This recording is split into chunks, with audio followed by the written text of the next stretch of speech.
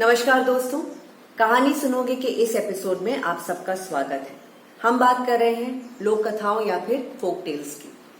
पुराने जमाने में जब हमारे पास एंटरटेनमेंट के साधन नहीं थे तो बच्चे अक्सर अपने घर के बड़े बुजुर्गों से ये जिद किया करते थे कि वो उन्हें कहानियां सुनाएं।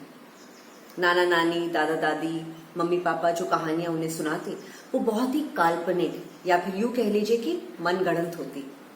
वो लोग मन की बहुत सारी कल्पनाओं, दबी छुपी ख्वाहिशों और आधे अधूरे सपनों को व्यक्त करने का जरिया थे। इसीलिए फोक टेल्स की सबसे बड़ी विशेषता यही कि इसमें पशु पक्षी, सुर असुर, देव परियां, पेड़ पौधे, प्रकृति का मानवीकरण यानी कि ह्यूमनाइजेशन और चमत्कार आदि होने के बावजूद भी मनुष्य के सुख दुख, उसकी अभिलाषाओं की जो प्यास है वो निहित यानी कंटेंट रहती। ये लोक कथाएं हैं जो हमें बोध कराती हैं कि मूल रूप में समस्त विश्व में मनुष्य का जो स्वभाव है वो एक सही है। तो चलिए सुनते हैं ऐसी ही कुछ फैंटेसी भरी फोक टेल्स।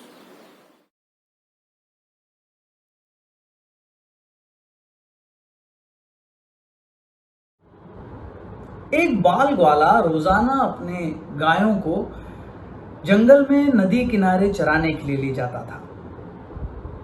वो जंगल में नित्य प्रतिदिन एक संत के यौगिक क्रियाकलाप को देखता था। संत महाराज आंखें और नाक बंद कर कुछ यौगिक क्रियाएं करते थे। ग्वाला उन क्रियाओं को गौर से देखता था। एक दिन उससे रहा न गया और उसने संत महाराज से इन क्रियाओं के बारे में पूछ लिया। ग्वाला के सवाल का जवाब देते हुए संत महाराज ने कहा कि वो इस तरह ईश्वर से साक्षात्कार करते हैं। संत के वहां से प्रस्थान करने के बाद ग्वाला उन यौगिक क्रियाओं को दोहराने लगा और उसने संकल्प लिया कि आज वो ईश्वर के दर्शन साक्षात करके ही रहेगा। उसने अपनी आंखें बंद की और नाक को जोर से दबाया। श्वास प्रवाह बंद होने के कारण उसके प्राण निकलने की नौबत आ गई थी। उधर कैलाश पर्वत पर महादेव का आसन डोलने लगा। उन्होंने देखा कि एक बाल ग्वाला उनसे साक्षात्कार करने कठोर तप कर रहा है। उसके हट के सामने वो उस बाल ग्वाला के सामने प्रकट हुए और बोले, वत्स, तुम्हारी तपस्या सफल हुई, मैं तुमको दर्शन देने आया हूं। अब बाल ग्वाला ने आंखें बंद करके इशारे से ही पूछ लिया, आप कौन हो? महादेव बोले, मैं वही भगवान हूं जिसके लिए तुम इतना कठोर तप कर रहे हो। बाल ग्वाला ने अपनी आंखें खोली और एक रस्सी ले आया। क्योंकि उसने इससे पहले भगवान को देखा नहीं था, इसलिए उसके सामने पहचान का संकट खड़ा हो गया था। उसने भगवान को एक पेड़ के साथ उस रस्सी से बांध दिया और दौड़कर संत महाराज को बुलाने चला गया। संत महाराज तुरंत उसकी बातों पर यकीन कर वहां पर भागे हुए आए, मगर उन्हें कोई भगवान दिखाई नहीं दिया। उन्होंने ग्वाला से कहा, मुझे तो यहाँ कोई भगवान दिखाई नहीं दे रहे। ग्वाला ने प्रभु से पूछा, प्रभु, यदि आप भगवान हैं तो संत महाराज को क्यों नहीं दिखाई दे रहे? भगवान ने जवाब दिया, जो भक्त छल कपट रहित सच्चे मन से मुझे याद करता है, मैं उसे दर्शन देने के लिए दौड़ा चलाता हूं। तुमने निश्चल मन से मेरी आराधना की, अपने प्राण संकट में डाले, मुझसे दर्शन के लिए दृढ़ संकल्प किया, तो मुझे कैलाश पर्वत छोड़कर मृत्यु लोक तुम्हें दर्शन देने आना ही पड़ा।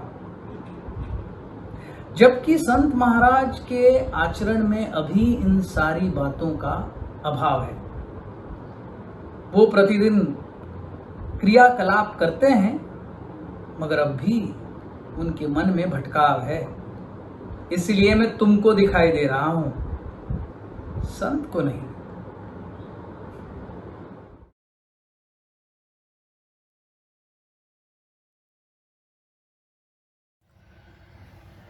पहाड़ों से उतरती गंगा अपने ही वेग से बहती चली जा रही थी कि अचानक उसमें दो पत्ते गिरे। एक गिरा सीधा और एक गिरा आड़ा। जो आड़ा गिरा वो अड़ गया, कहने लगा, आज चाहे मेरी जान भी क्यों ना चली जाए गंगा, मैं तुझे रोक कर रहूंगा, तुझे आगे नहीं बढ़ने दूंगा, चाहे कुछ भी हो जाए। मगर गंगा तो गंगा, वो तो बहती चली जा रही थी। उसे तो पता भी न चला कि कोई पत्ता उसे रोकने की कोशिश कर रहा है। मगर पत्ते की तो जान पर बनाई थी। वो लगातार संघर्ष कर रहा था, लड़ाई लड़ रहा था। नहीं जानता था कि बिना लड़े भी वहीं पहुंचेगा जहां लड़कर हार कर थक कर पहुंचेगा।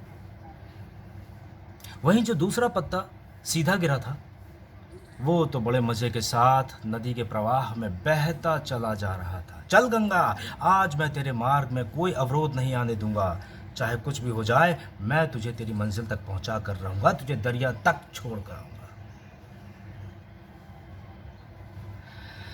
सीधे पत्ते की तरह टेढ़े पत्ते को भी नहीं मालूम था कि चाहे वो नदी का साथ दे या नहीं, नदी तो वहीं पहुंचेगी जहां उसे पहुंचना है।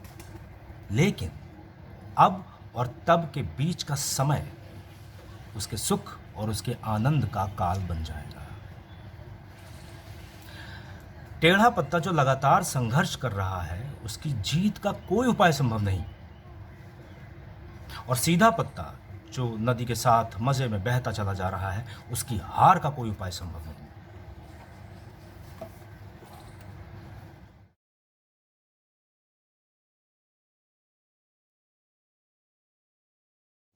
एक बार एक राज्य में बहुत सारे लोग आलसी हो गए। इन्होंने अपना सारा काम धंधा छोड़ दिया, खाना बनाना छोड़ दिया और अपने खाने के लिए दूसरे लोगों पर निर्भर हो गए। ये लोग या तो सारा दिन सोते रहते या फिर लेटे रहते। जो लोग इन्हें खाना देते थे, उन्होंने इन्हें खाना देने में आनाकानी करनी शुरू कर दी। इसी वजह से ये सभी आलसी इकट्ठे हुए और राजा के पास पहुंचे। इन्होंने राजा से निवेदन किया कि हम सब आलसियों को एक अलग से आश्रम दिया जाए और वहीं पर हमारे खाने पीने सोने का इंतजाम किया जाए। राजा नेक दिल होने के साथ साथ बहुत बुद्धिमान भी था। उसने कुछ सोचा और सोचकर अपने मंत्री को कहा कि इन सब के लिए एक आश्रम अलग से बनवा दो और वहीं पर इन सब आलसियों के खाने पीने का इंतजाम करो। सभी के सभी आलसी उस आश्रम में जाकर रहने लगे। कुछ हफ्ते के बाद राजा आश्रम के दौरे पर गया। उसने अपने मंत्री और सिपाहियों को बुलाकर कहा, इस आश्रम को आग लगा दो। सिपाहियों ने आश्रम को आग लगाई तो सभी के सभी आलसी आश्रम से दूर भागने लगे। दो आलसी अभी भी उस आश्रम में लेटे हुए थे। एक आलसी ने दूसरे आलसी से कहा, मेरी पीठ बहुत जल रही है, देखो ना क्या माजरा है। दूसरे आलसी ने आंखें बंद करके जवाब दिया, वो तुम पीठ दूसरी तरफ कर लो। राजा ने यह देखा तो बहुत खुश हुआ। उसने अपने मंत्री को बुलाया और कहा, ये है सच्चे आलसी, इन दोनों के रहने का इंतजाम इसी आश्रम में करो। जो इनको खाना है ताउम्र इनको यहीं आश्रम में दो। और वो जो आलसी आग के डर से भागे हैं ना, उनको डंडे मारकर कल से काम पर लेकर आओ।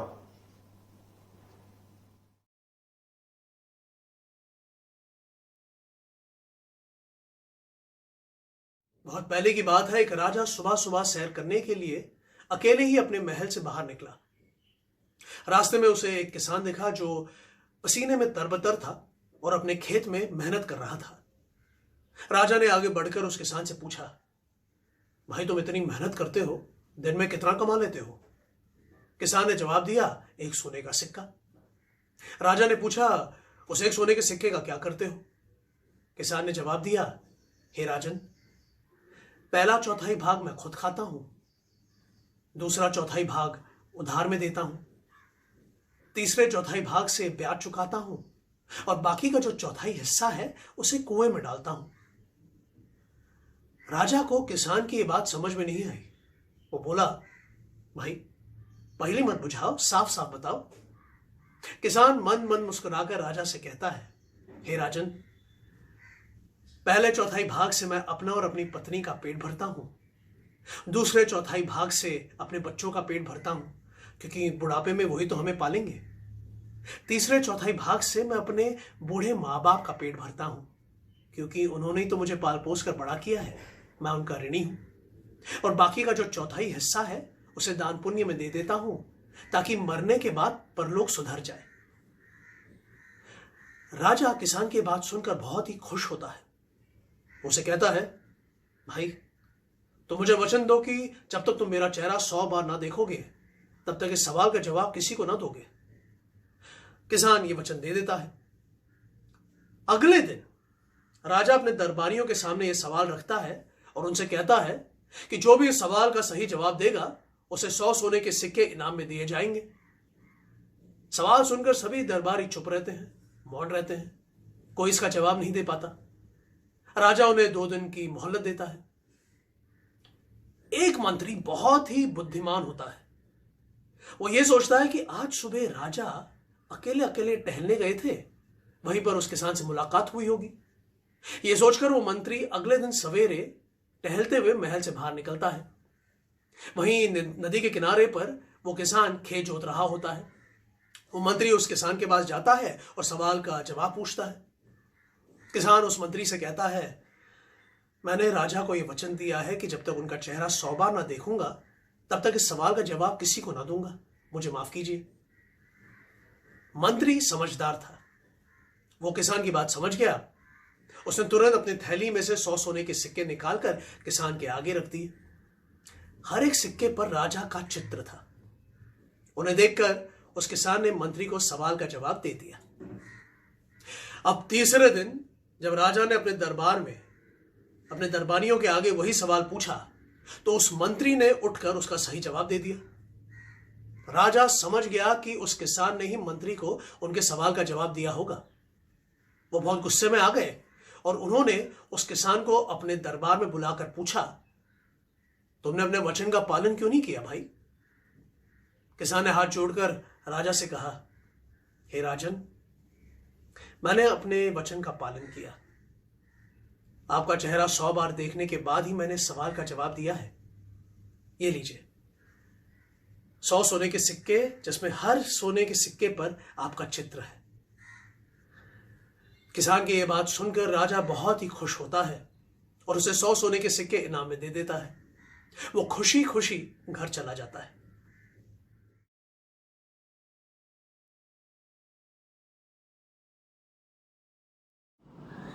एक बार की बात है, 2 व्यापारी थे। एक का नाम था मामा, एक का नाम था फूफा। दोनों साथ में पैसा डाल करके व्यापार करते थे। एक दिन फूफा ने मामा से कहा कि मामा, क्यों ना कोई एक ऐसी चीज़ खरीदी जाए कि जिसको हम कुछ दिनों बाद बेचें तो हमें खूब मुनाफा हो। मामा ने कहा, हाँ, ये तो बहुत ही अच्छा विचार है, लेकिन क्या चीज़ खरीदी जाए? दोनों ने मिलकर के राय मशविरा किया और ये तय किया कि लोहा खरीदते हैं। लोहा खरीद लिया गया तो फूफा ने मामा से कहा कि मामा, इसको किसी सुरक्षित स्थान पर रख दो। मामा ने सारा का सारा लोहा अपनी पुरानी कोठरी में रख दिया। कुछ दिनों बाद मामा के मन में लालच आ गया और उसने धीरे धीरे करके थोड़ा थोड़ा लोहा बेचना शुरू कर दिया। काफ़ी दिनों बाद फूफा मामा के पास आया और कहने लगा, अरे मामा, चलो चलो चलो, लोहे का दाम बढ़ गया है, अब हम उसको बेचकर खूब मुनाफा कमाते हैं।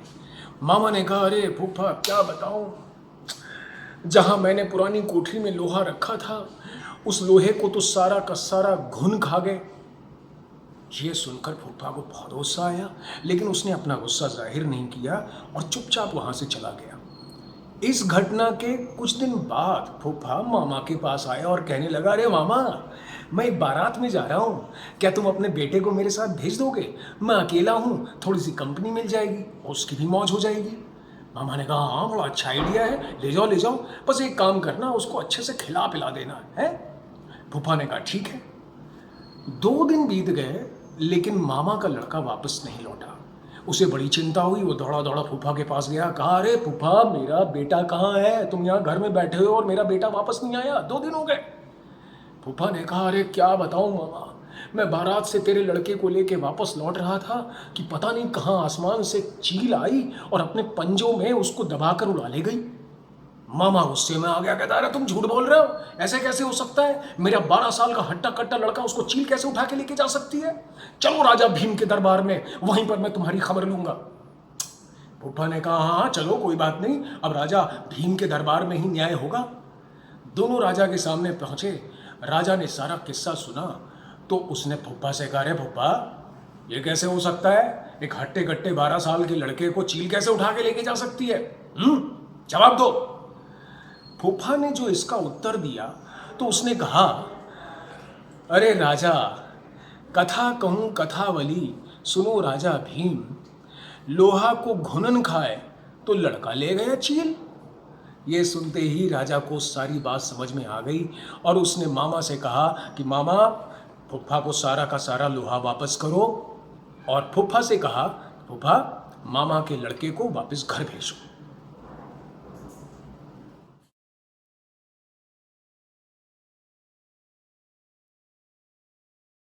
किसी गांव में गाय और बछड़ा साथ रहते थे। गाय रोज जंगल जाया करती हरी हरी घास खाने, ताकि बछड़े को दूध मिलता रहे।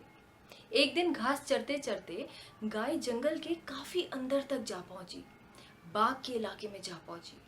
बाघ ने गाय को देखा और गाय की ओर धीरे धीरे बढ़ने लगा।